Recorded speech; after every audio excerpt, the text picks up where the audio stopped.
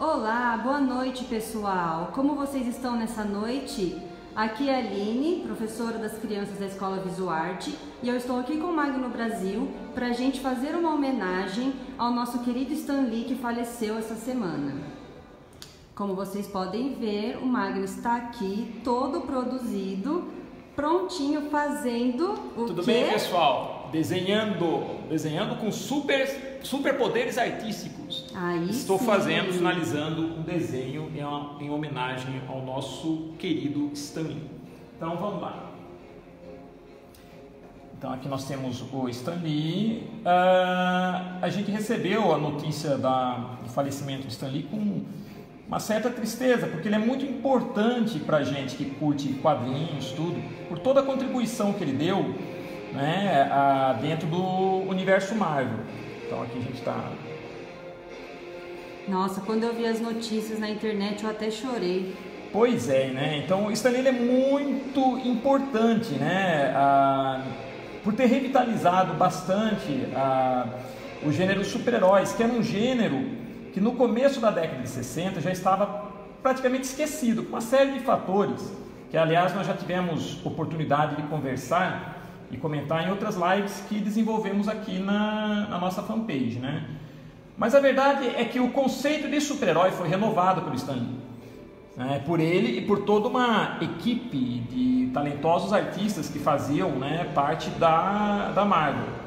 Uma coisa que nós confundimos muito, né? Muitos fãs, inclusive, que gostam do Stan Lee, que aprenderam a ver a imagem desse simpático velhinho nos filmes da Marvel, é que muita gente acha que o Stan Lee criou sozinho todos os heróis da Marvel, que não é bem realidade.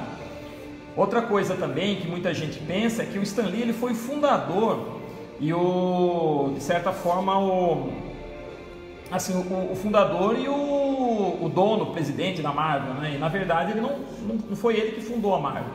Quem fundou a Marvel? Foi um empresário judeu chamado Martin Goodman, que fundou em 1939, no auge dos quadrinhos de super-herói, que a gente chama da Era de Ouro dos quadrinhos americanos, né?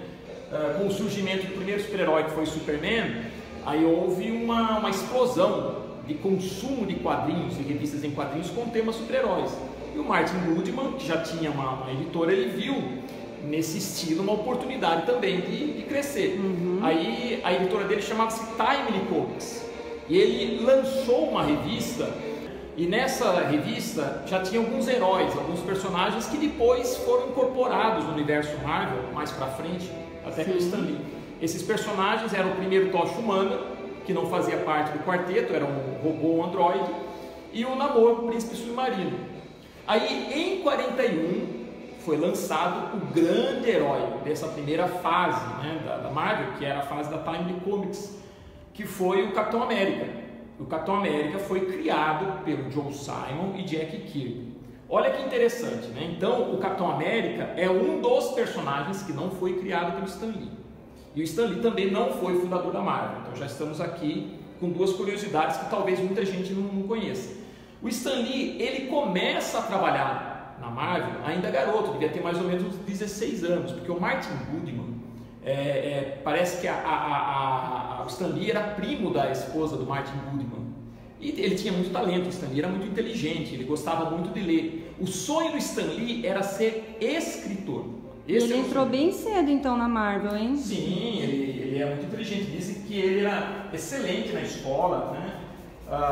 Bom, só finalizando aqui para a gente ver a nossa história. Bem, então aqui a gente tem um desenho Deixa eu dar uma aproximada para a gente ver esses traços maravilhosos que você faz, que eu adoro.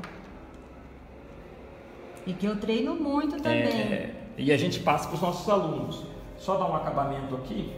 Então, ele começou a Marvel com 16 anos e, lógico, como ele estava na Marvel, ele acabou se entrosando com o Jack Kirby, o Joe Simon. Aqui, ó. Então... Muito bom. Não pode esquecer de assinar, né? Isso. Vamos colocar ele aqui na nossa lousa. E aí continuar com a nossa história, que é muito interessante, né? É muito legal a gente aprender um pouco sobre esses grandes mestres HQ, Porque o Stan Lee, na verdade, a morte dele, ó, tá aqui, ó, grande Stan. Ficou muito bom, hein? Então, você imagina, né, Aline, como foi até triste pra gente. Eu estava dando aula nessa sala, era mais ou menos umas 4h30, quando eu vi a notícia no meu Face de que o Stan Lee tinha morrido. Então, quando eu passei essa notícia para os alunos, foi uma tristeza, né? Lógico. Então, a gente deve muito a esse cara. O Stan Lee, ele foi muito importante, principalmente, como eu falei no começo da live, por ele ter revitalizado o estilo super-heróis, que era um estilo que praticamente estava quase que morto no começo da década de 60. A era de ouro da história em quadrinhos, que muitos falam que começa com o estilo super-herói, que é com a criação do Superman em 38, vai mais ou menos até meados de 50. Então é mais ou menos essa que a gente chama de a era de ouro. Quando começa a Marvel, né, com o lançamento do Quarteto Fantástico, a gente entra numa outra era, que seria a era de prata da HQ. Mas durante essa era de ouro, o Stan Lee começou, como a gente estava falando no começo, ele começou como um garoto, né, trabalhando lá na Marvel, inicialmente. Desenhista? Não, ele não era desenhista. Ele começou como lá? Ele começou fazendo um pouco de tudo, né? Era o seu primeiro emprego, mas ele começou, o Martin Goodman percebeu que ele tinha muita capacidade, muita criatividade, e ele começou a se entrosar com o Jack Kirby, né? O Joe Simon, nessa época, era o editor da Marvel, e por uma série de circunstâncias, aos 17 anos, ele acaba assumindo essa função do Joe Simon, de editor. Então ele passa a ser editor da Marvel, né, e depois ele avança para publisher, que seria o quê? Seria muito mais que o editor. Ele passa a coordenar todo o departamento de produção de quadrinhos. Nossa, que demais. Sim, e o que ele fazia na verdade, né? Ele começou a contribuir nos roteiros e ele se mostrou genial nessas contribuições. Por exemplo, a primeira grande contribuição do Stan Lee para as revistas em quadrinhos da Marvel, ou nessa época Timely Comics, foi com o Capitão América número 3. Você sabe o que ele fez? O quê? Vamos lá, olha o que ele fez, olha a contribuição dele. Ele simplesmente, foi a primeira vez que o Capitão América joga o escudo. O escudo faz o quê? O escudo, ele vai, faz uma ação, às vezes uma ação de impacto, tudo, e retorna para o Capitão América. Até então, ele não usava. Isso não tinha? Isso não tinha. Nossa, foi uma grande ideia, hein? A gente adora isso dele. E naquele processo criativo, ele lá no meio, o pessoal percebeu que ele tinha muita criatividade, então ele passou a atuar como um publisher, né? E então, o que acontece? No decorrer desse processo, ele foi progredindo, foi amadurecendo nas suas ideias e tudo mais. E, bom, é lógico que nesse período o quadrinho americano teve altos e baixos. O quadrinho super-herói enfrentou um período muito difícil na década de 50, quando houve um episódio chamado de caça às bruxas, ou macartismo. A sociedade americana foi pega assim por um surto de moralidade, de conspiração, invasão comunista, uma série de coisas. E aí começaram a ver nas histórias em quadrinhos elementos que poderiam prejudicar a educação das crianças, segundo os educadores da época. Sim. Então precisaram fazer o quê? Amenizar os quadrinhos. Então nessa época havia muitos quadrinhos, não só de super-herói, havia quadrinhos de terror, quadrinhos de guerra, quadrinhos de Idade Média. E muitos desses quadrinhos acabaram saindo. E os de super-heróis tiveram que ficar cada vez mais infantilizados. Sim. E então o gênero começou a ter uma queda. Então aí já no começo da década de 60, os quadrinhos de super-heróis, eles eram quadrinhos já quase que fadados ao fracasso. Eu me lembro que eu era garoto e cheguei a ler várias histórias em quadrinhos da DC Comics que eram publicadas aqui no Brasil por uma editora chamada Editora Brasil América. Essas revistas em quadrinhos, que a gente chamava de gibi, eram impressas em tamanho grande, tudo preto e branco. Para você ter uma ideia, eu li as histórias do Superman, do Aquaman, do Batman. Então, meu pai trazia muito essas... Você gostava de tudo, né? Eu gostava. E não se esqueça que para a minha geração, na minha época, a gente não tinha videogame, a gente não tinha... Tecnologia. Então, a nossa diversão que era ler o gibi, que a gente chamava de gibi, os quadrinhos. Bom, então o que acontecia? Essas histórias que a gente lia da DC eram histórias bem curtinhas, inocentes, então não tinha muita profundidade. Era muito simples, os bandidos simplesmente queriam roubar um banco, assaltar ou dominar o mundo. A motivação deles era essa. Sim. E eram histórias curtas que se resolviam em, no máximo, 12 páginas, algumas até 20, mas eram histórias curtas. Agora imagine você, imagine esse universo e de repente, no meio disso tudo, em 1961 sai a revista do Quarteto Fantástico, que mudou totalmente isso. Por quê? Você já tinha a equipe de super-heróis. A DC tinha lançado várias vezes revistas em quadrinhos com equipes, geralmente o Batman, o Superman, tudo, mas não tinha a profundidade do quarteto. O que aconteceu na revista do Quarteto Fantástico? Os personagens, pela primeira vez, eles eram mais sérios. Exatamente. Eles se preocupavam com os poderes deles. E nós tínhamos um personagem aí que era o Coisa, que de repente era um monstro de pedra. Ele era poderoso, mas era um ser desfigurado. Até então a gente não tinha essa abordagem. Outra coisa, para bancar a sede do quarteto, eles tinham dificuldades financeiras e outros conflitos humanos. Isso é muito interessante. Aí nós iniciamos a era Marvel, graças justamente a essa contribuição do Stan Lee. Então o Stan Lee é o seguinte, o Stan Lee ele não criou todos os personagens da Marvel, mas ele criou alguns personagens que são considerados fundamentais da Marvel. O quarteto, junto com o Jack Kirby, que foi um grande artista da Marvel. O Jack Kirby foi o cara que definiu o estilo Marvel de se desenhar. O padrão Marvel de musculatura, de traço, de enquadramento, né? E o Stan Lee foi o cara que definiu o universo Marvel. Ele integrou todos os personagens no único universo. Entrou lá como uma pessoa simples e transformou lá dentro, né? Fez a diferença. Exatamente. Então a inovação do Stan Lee, né? Além do quarteto, aliás, falando dos personagens, ele criou também o Homem-Aranha, que criaria 2 anos depois, que é outro personagem fantástico, né? Que revolucionou também a história, né? Sim, por que revolucionou? Porque o Homem-Aranha era um personagem adolescente. Até então, os personagens adolescentes nunca eram os heróis. Eram, no máximo, ajudante, né? Ajudantes, eles eram ajudantes. Igual o Robin. Exatamente. E não é só isso, ele não era só um adolescente, ele tinha problemas de adolescentes. Ele era pobre, ele sofria bullying na escola, porque o Peter Parker da época era muito inteligente, era um rapaz inteligente, solitário, né? Vivia com a tia, então já tinha esse lance de viver com a tia, não com os pais. Então, quer dizer, esse menino de repente está com superpoderes, como que ele vai agir, como que ele vai trabalhar isso? Então, eu tive ali a oportunidade de ler as histórias em quadrinhos do Homem-Aranha escritas pelo Stan Lee. E tem uma coisa aqui maravilhosa para mostrar, olha, que é a primeira revista do Homem-Aranha publicada no Brasil, que faz parte da minha coleção. Eu li isso daqui quando era criança. Muito louco, hein? Olha que bacana. E veja as páginas. E aqui você tem a história em quadrinhos desenhada pelo co-criador do Homem-Aranha, que é o Steve Ditko. Então, o Stan Lee, ele teve ao lado dele excelentes artistas. Era uma equipe fantástica. A Marvel realmente foi a casa das ideias. Então, ele estipulou um processo de trabalho que tornou o padrão Marvel de quadrinhos, que revitalizou o gênero super-heróis. Primeiro, então vamos lá, vamos aqui resumir essas curiosidades. Primeiro, o Stan Lee incorporou sentimento ao universo de super-heróis, coisa que até então não tinha, os personagens todos chapados. Então, os heróis, eles tinham motivações pessoais como os vilões. Os vilões não eram necessariamente apenas seres ruins que queriam dominar o mundo, eram personagens extremamente complexos. Segundo, além disso, ele criou o universo Marvel. O que é esse universo Marvel? Vamos lá. Se você pegar as histórias em quadrinhos super-heróis da época, antes da Marvel, e não inclua aí só a da DC Comics, mas de outras editoras que existiam na época, que teve muitos super-heróis, eles viviam num universo muito fantasioso. Então, a cidade do Superman é Metrópolis.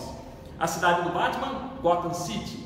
Aí o Stan Lee falou assim, por que não colocar esses heróis no mundo que realmente existe? Vamos colocá-los em Nova York. Né? Exatamente. Então vamos colocá-los em Nova York, a sede dos Vingadores vai ser em Nova York. Você aproxima esse universo mitológico do da nossa realidade, né? Quando você vê o Homem-Aranha, de repente, lá em Times Square, ou pulando em grandes edifícios que fazem parte da paisagem urbana de Nova York, você sente afinidade com o personagem. Sim. Você imagina que ele pode estar a qualquer momento sobre você, se você está andando por lá.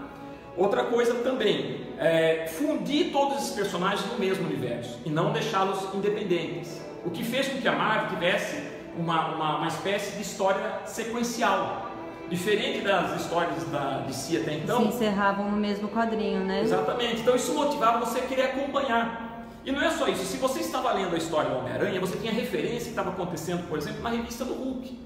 Então isso integrou o universo, criou o Marvel Universe, que é uma coisa, que é outra grande contribuição do Stan. Então ele tinha o quê? Ele tinha que coordenar tudo isso. Então o sistema de produção da Marvel era muito interessante. Porque como que funcionava esse processo? Que muitas vezes, né, fãs do Stan Lee acham geniais e alguns fãs dos artistas, como Jack Kirby, Steve Ditko, falam que ele na verdade não era tão genial assim. Mas ele, na minha opinião, ele tem sim sua genialidade.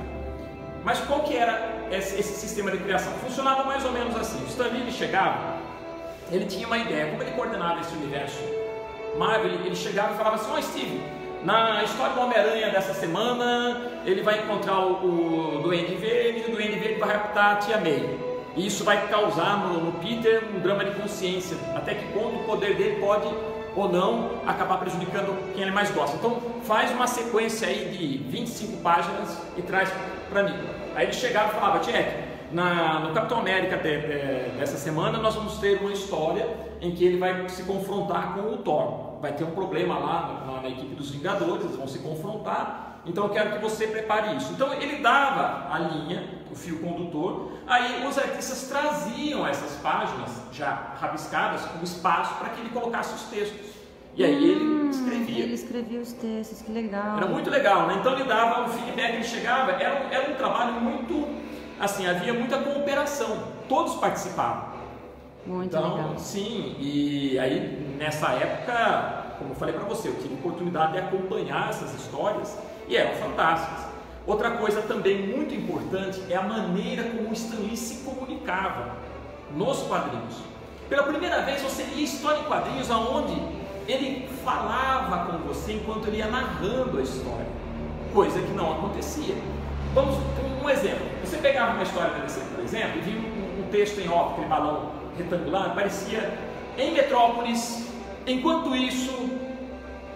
Então não havia uma narrativa muito aprofundada. Já o Stan Lee, ele falava assim, quando começava a história, ele falava: vocês gostaram dessa cena, então vocês não sabem o que está por acontecer. Se eu começasse, conversa, né? Exatamente, se eu começasse a ver essa ação e virasse a página agora mesmo, eu realmente ficaria surpreso com o que eu vou descobrir nessa história. Então ele ia fazendo essa narrativa e isso cria uma curiosidade, né? Sim. Outra coisa, o Stan Lee, ele aceitou um papel assim que ele representou muito bem, que é ser ele mesmo. Isso é muito importante. Ele se colocou como o garoto propaganda da Marvel. Ele se tornou a cara da Marvel. Assim como nós temos o Steve Jobs, que representa a Apple, e a gente tem o Bill Gates, que representa a Microsoft. Apesar do Stan Lee não ter fundado a Marvel e não ser dono da Marvel, e sim o publisher, ele era mais conhecido que qualquer outro dentro da Marvel, por causa do carisma que ele tinha e do poder de comunicação. Isso contribui muito, né? Sim, imagine você, durante esse período que os quadrinhos da Marvel começaram a fazer muito sucesso, começou a atingir um público adolescente e estudante muito grande, porque por não ser mais tão infantilizado, o público da Marvel se tornou um público mais, vamos dizer assim, cabeça, entre aspas, né? Um público mais pensante, porque os quadrinhos da Marvel abordavam inclusive temas de racismo, temas de droga. Se você analisar o X-Men ele tem um lado profundamente político, do preconceito, porque são mutantes.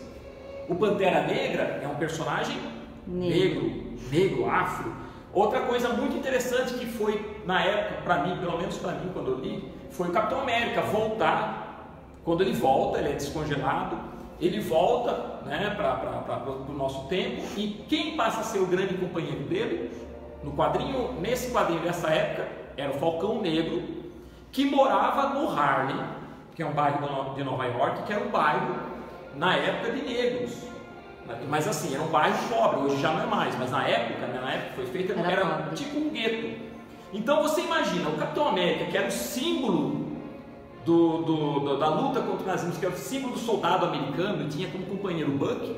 Quando ele volta, ele passa a ter como seu fiel companheiro um afro-americano. Nossa, isso é muito legal, hein? Isso é fantástico. Para você analisar a contribuição do Stan Lee nesse universo criativo é imenso. Claro, ele tinha ele era co-criador, ele tinha a participação de grandes artistas. Então nós temos grandes artistas que definiram um padrão Marvel de desenho que é muito importante. Como se tem o Jack Kirby, o Steve Ditko, o João Romita, o João Buscema. Então havia muitos artistas excelentes.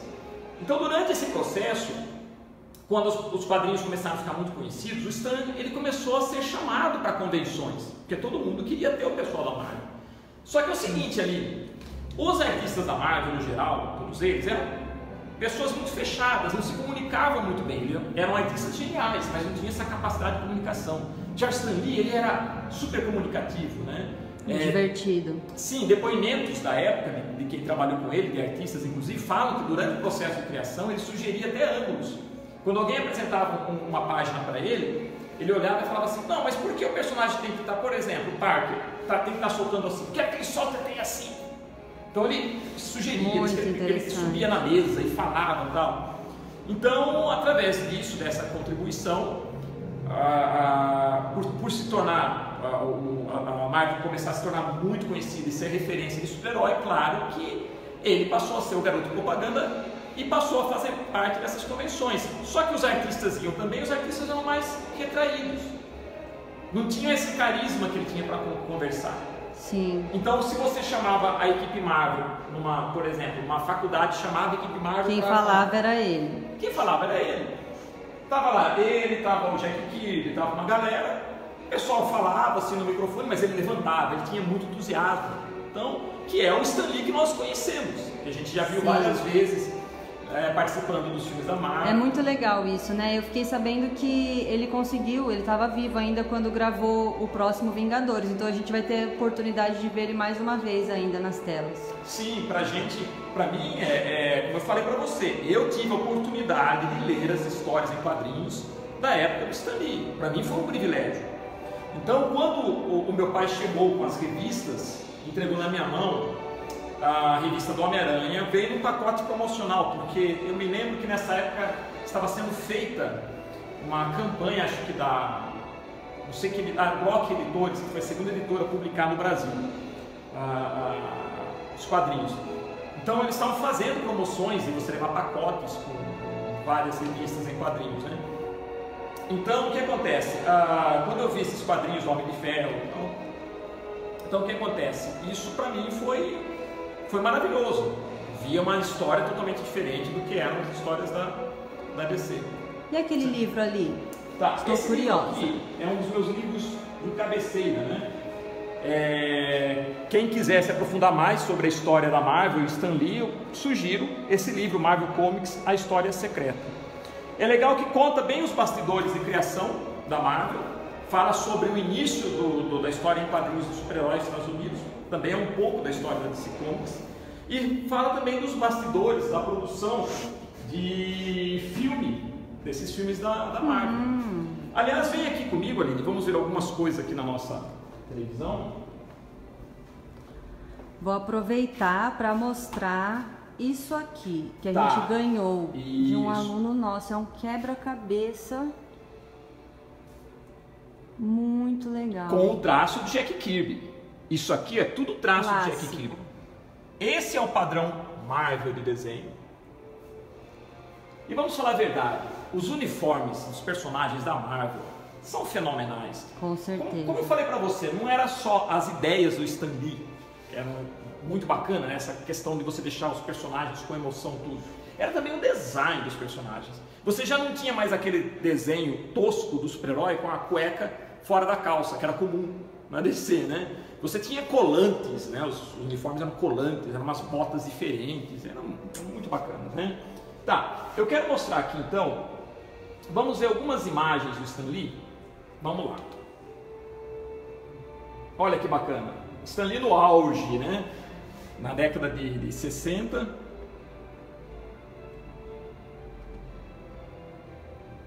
Olha ele aí também. Nossa. Bacana, né? A gente já tão acostumado a ver ele velhinho. Você pensa que ele sempre foi velho. Sempre foi velho, exatamente. Vamos ver outra imagem dele aqui.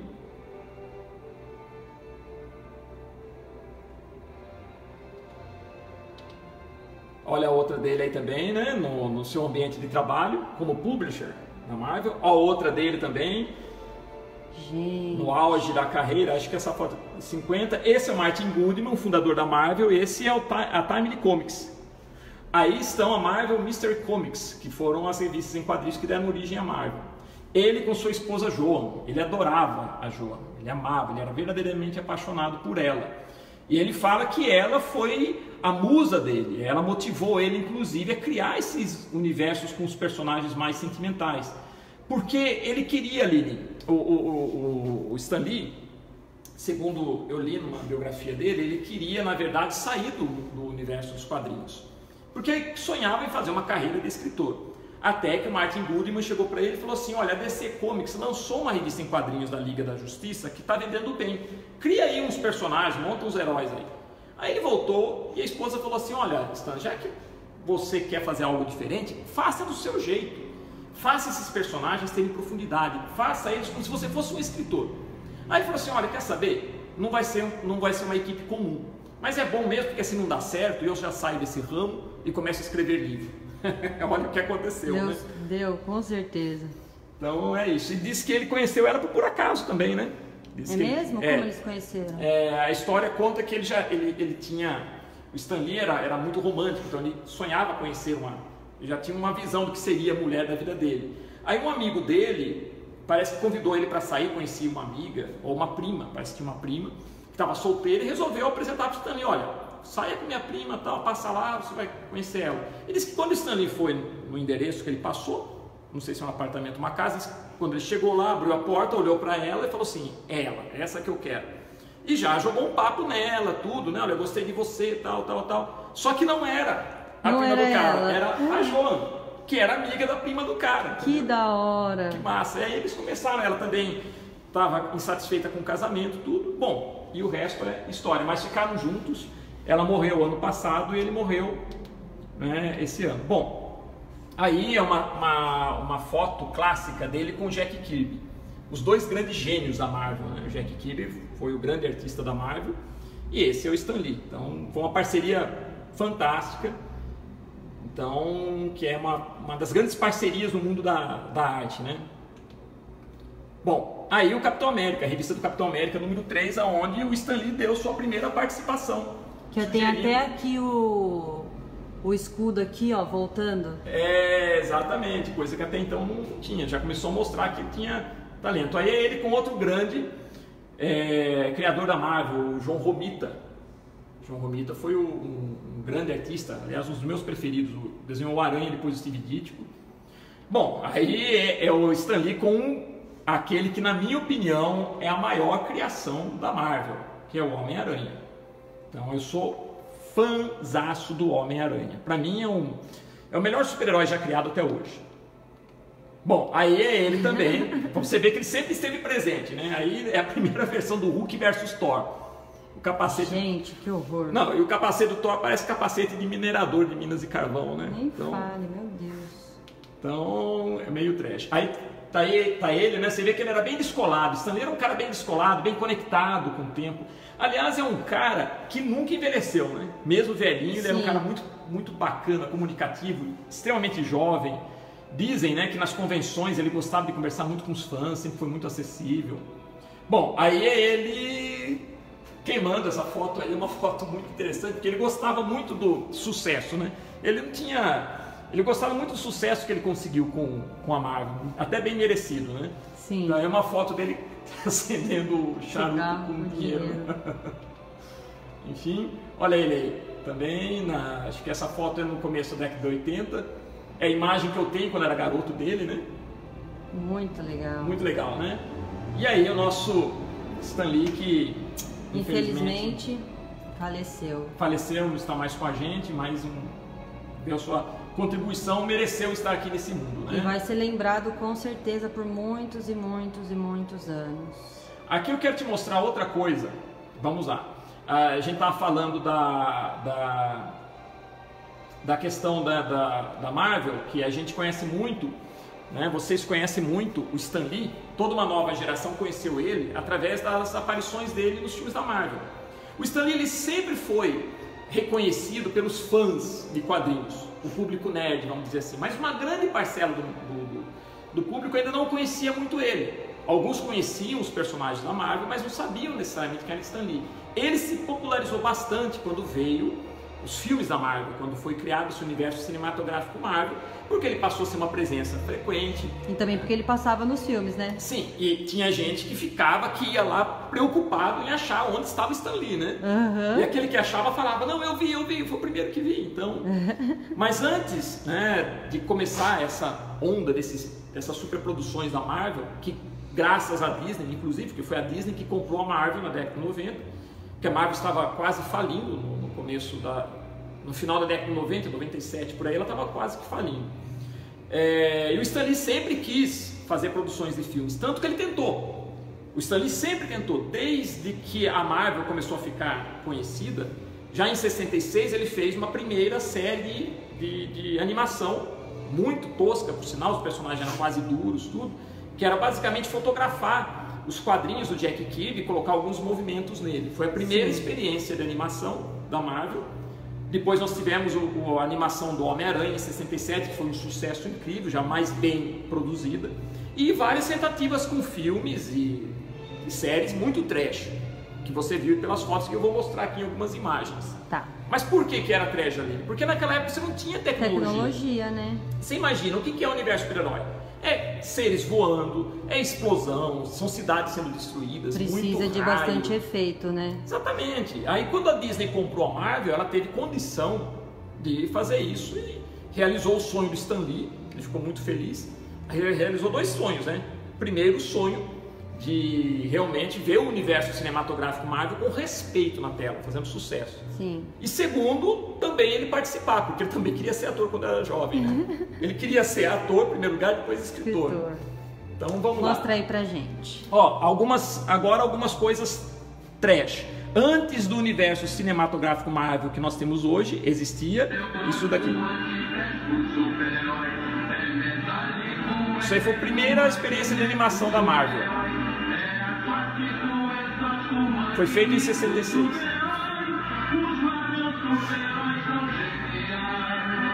Em 67 tivemos o grande sucesso animado do Homem-Aranha. Fez muito sucesso essa animação.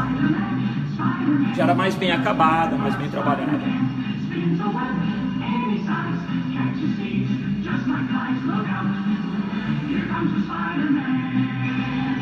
Muito da hora. Em seguida, em 77, tivemos a primeira aparição do Homem-Aranha em live action. Claro que a máscara dele parecia uma máscara de mergulho, né? Mas até que fez sucesso. Bem curioso. Muito estranho, né? Mas foi legal pra ela.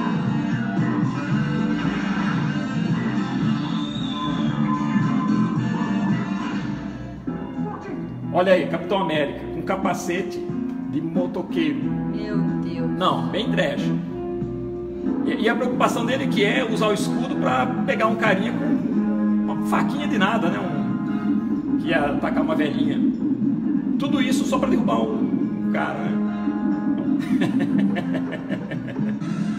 Bom, aí o Hulk, esse fez sucesso, década de 80. Olha aí, o primeiro combate do Hulk com o Thor. Olha o Thor.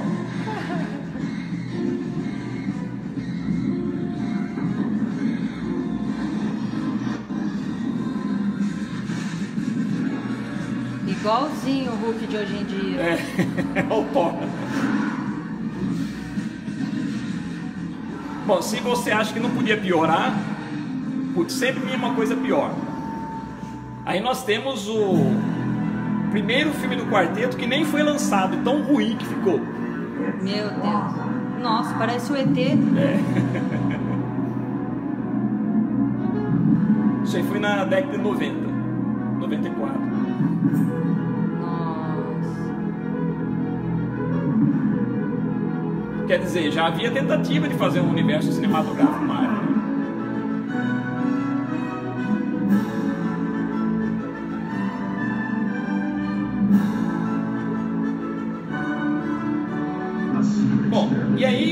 até que esse foi melhor. Essa nova versão do Capitão América já estava melhor que aquele outro. O capacete, né? Também foi na década de 90.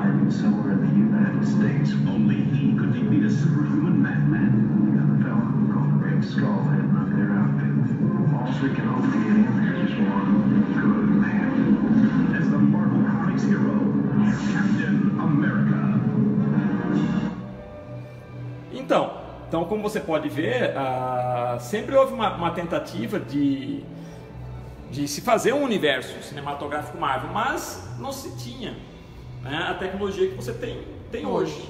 E depois, lógico, a Marvel ela entra numa nova fase, principalmente depois do filme Blade.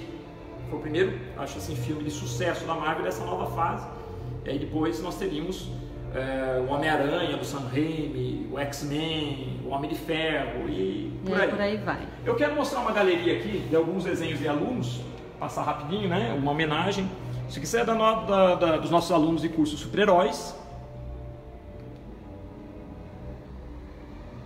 Então, só para vocês terem uma noção, né? São alguns trabalhos que fazem parte do nosso acervo. Então, a gente ensina aqui nossos alunos a desenharem o máximo. A gente ensina técnicas assim, alguns bem atuais, alguns já vão para o padrão mais clássico, mas enfim, nós temos alunos formados aqui que inclusive já fizeram testes para trabalhar com a Marvel, DC. Legal, né? Então no nosso curso de super-heróis a gente passa para os nossos alunos todo esse entusiasmo que eu tenho por isso, porque eu sou apaixonado por quadrinhos, sou apaixonado por Marvel Comics. Então, nas nossas salas de aula, a gente conversa tudo isso que nós estamos conversando aqui. Isso é o mais legal da VisuArt. É passar essa paixão para vocês. Então, se você gosta do Stan Lee, você gosta da Marvel, gosta desse universo de super-heróis e tem, assim, vontade de um dia, quem sabe, estar nesse mundo desenhando esses quadrinhos, vem fazer curso com a gente. Tá? Entra na nossa fanpage, entra no nosso site escolasvisuarte.com.br. Nós temos sempre promoções, então será muito bacana ter você aqui, né? Vocês. Lembrando que a gente está com uma promoção de Black Friday, hein, gente? Não se esqueçam, tá lá na nossa página. Então, basicamente essa que era a live, eu senti uma necessidade pessoal de deixar registrado minha homenagem ao Stan Lee. Homenagem a esse artista, roteirista, empreendedor, que deu uma contribuição muito grande, não só para o universo da HQ, mas para toda a cultura pop, todos nós que somos esse universo geek. Então, eu não podia deixar, né, passar em branco esse momento, que é um momento que para a gente foi muito significativo. Então, eu queria deixar essa homenagem, registrar e compartilhar com vocês, que tiveram a paciência de estar aqui com a gente. E, Aline, se você tem alguma dúvida, quer falar alguma coisa antes de encerrar? Bom, quero falar para vocês que eu fiquei muito triste, né, com essa notícia e que agradecer ao Magno que sempre me trouxe toda essa cultura, porque tudo isso que ele está ensinando para vocês, ele me ensinou a vida inteira e eu adoro isso nele, é muita inteligência dentro desse cérebro. Muito conteúdo, nem eu consigo decorar tudo isso, meu Deus do céu, como que ele sabe tudo isso? O tempo é tão escasso que eu tento, né, na hora que eu estou falando, eu tento resumir, mas é muita informação. Então o que eu passei é só um pequeno... Tem muita coisa que a gente pode conversar, mas... Venham até aqui pra gente conversar e passar mais conteúdo para vocês, além do desenho, né? E nós agradecemos por vocês estarem aqui presentes, tá bom? Foi um prazer imenso fazer essa live. E nós vamos encerrar essa live com aquela abertura que eu amo da Marvel. E todos nós ficamos com o coração como? Disparando, né? Com e agora certeza. Vamos assistir isso já com uma outra emoção e homenagem ao grande Stan Lee. Então, Stan, grande Stan, Excelsior Stan, Excelsior. E sabe o que quer dizer Excelsior? Magnífico, uma palavra em latim quer dizer magnífico. Ele usava isso porque era um termo que ele queria utilizar nas suas correspondências com os leitores, que nenhuma outra pessoa poderia usar. Então, quando ele escrevia na seção, nas revistas da Marvel, tinha a seção de cartas que ele se comunicava com os leitores. Então, às vezes ele falava, e é isso aí, beleza, tal. E outras editoras tentavam imitar. Então, ele falou assim, vou falar uma palavra que ninguém nunca usou. E aí ele passou a usar Excelsior. Então, Stan Lee, Excelsior, Stan Lee. Excelsior. Excelsior. Obrigado por ter existido. E vamos encerrando a nossa live.